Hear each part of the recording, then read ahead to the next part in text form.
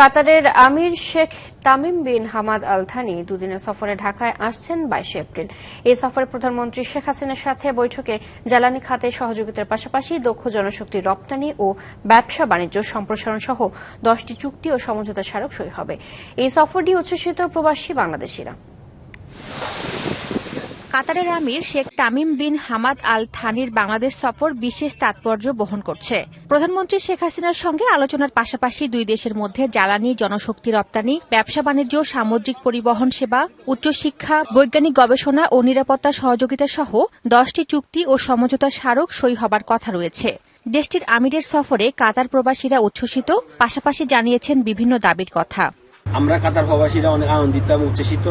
কাতার আমির দীর্ঘদিন পরে বাংলাদেশে যাচ্ছে। আমরা আশা করি কাতার এবং বাংলাদেশের মধ্যে একটা সামরিক চুক্তি দীর্ঘদিন থেকে ঝুলাইতে আছে, ওই সামরিক চুক্তিটি বাস্তবায়নের রূপ নিবে। যদি মেডিসিনটা আনা যেত, বাংলাদেশের মেডিসিন এখন বিশ্বের প্রায় অন্তত 40-50 দেশে রপ্তানি হচ্ছে।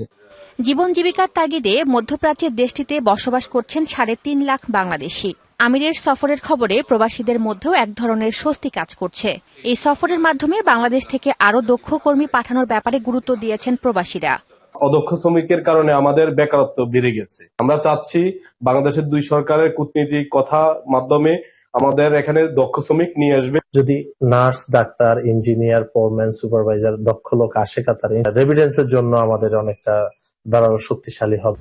জিসিসিভুক্ত দেশগুলোর মধ্যে রাজনৈতিক ও অর্থনৈতিকভাবে শক্তিশালী কাতারের শীর্ষ নেতার এই সফর দুই দেশের মধ্যে রাজনৈতিক সহযোগিতার প্রেক্ষাপটে গুরুত্ব পাবে বলে মনে করা হচ্ছে।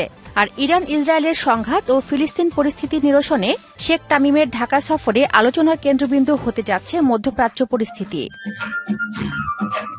DBC news desk.